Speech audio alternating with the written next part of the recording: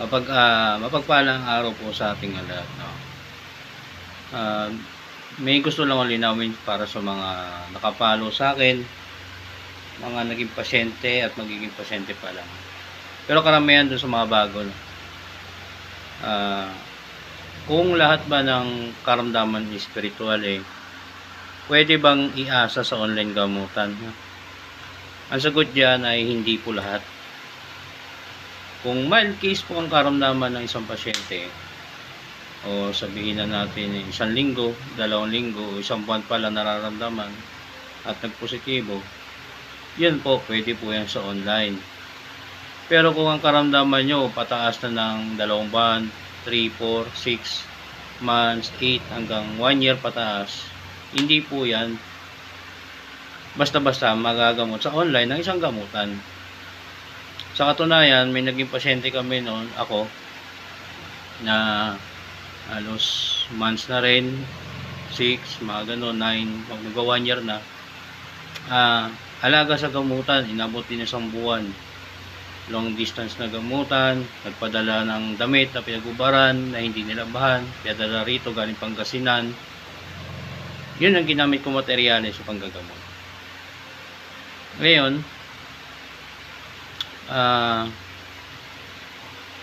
pagdating naman po sa sasabihin na pwede bang magamot ng agad-agad sa online, hindi po. Abutin po ng matagalan po yan. No? Bakit ko nasabi base lang sa aking karanasan.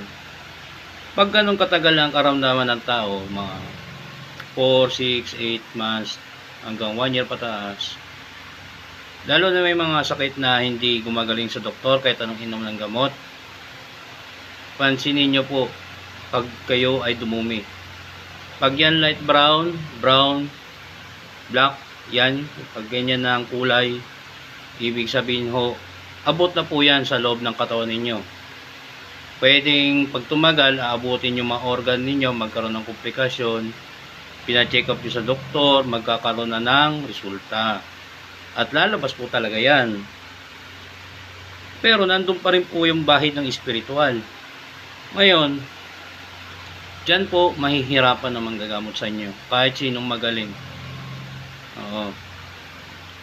Kung balatuba naman ang gagamot sa inyo, yung nagmamadali, na hindi pagpaplanuhan na mabuti, gagamutin kayo panlabas lang. Tapos bibigyan kayo ng pangontra. Magtataka kayo, mga 1 linggo, 2 linggo, babalik na naman sakit ninyo. Yun po nangyayari kasi may naiiwan sa loob. Hindi ko nalilinis ang loob. Yun ang ibig sabihin nun, na umabot hanggang loob. Yung panlabas lang ang ginamot sa inyo. Kaya nababalikan kahit may pangontra pa. Yung pagdumi ng maitim na kulay, yan yung base lang sa akin. Pero totoo, kasi ilang beses na rin sa obserbasyon ko sa mga ganun ng karamdaman.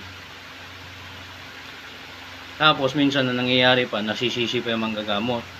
Dapat, wala kayong dapat sisihin. Ang sisihin nyo, sarili nyo, kayong may mga makaramdaman. Kasi, kung kailan huli na ang lahat, saka kayo lalapit sa gaya namin. May iba pa dyan, may karamdaman na, ang pangit pa ng ugali. Akala mo kung sinong mapagmataas. Akala mo kung tingin nila sa amin kaya nilang bayaran. Kaya nilang sampalin ng pera nila. Mapagaling lang sila. Pero sa totoo lang, ako dyan sa mga ganyang pasyente, inaayawan ko po yan. Kasi, kaya ko pong pagsalita ng hindi maganda yan. Dahil po yan ay may prinsipyo sa sarili. Pero may iba naman na gano'n. Ngayon, yung may mga karamdaman na gano'n, na malalayo naman, na hindi talaga kayang pumarito, pwede kayo magtanong sa akin at i-refer ko kayo sa mga kilala ko na na maasahan nyo at di kayo lolokohin. At hindi rin kayo tatagayin ng presyo na gaya sa iba na libo kung maningil, tapos in-scam pa kayo, loko pa kayo. pwede kayong magtanong sa akin, pwede ko kayo refer pag may kakilala tayo doon. Para hindi na kayo pumunta rito, kasi hindi ko naman pinipilit na pumunta kayo rito. Kung anong mas madaling paraan para sa inyo at mas nakakatulong at hindi kayo mahirapan sa pagbiyahe, pwede ko kayo refer sa iba. Yun lang, gusto ko lang linawin na hindi lahat ng sakit spiritual ay pwede sa online gamutan. Hindi po ganon. Nililinaw ko lang po. Kasi may iba, ini-expect nila kayang-kaya sa online gamutan. Hindi po. Kaya ng tiyagaan. Ang tanong, yung pasyente ba, kaya rin ba magtiyaga? Kasi may tinuturo rin kami na gagawin nyo dyan sa bahay ninyo. May iba naman, sobrang tamad.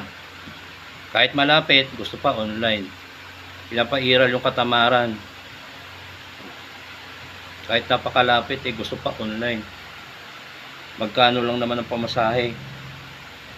Kaya dyan din namin nakikita kung sino yung mga desidido talaga, yung nagsasakripisyo.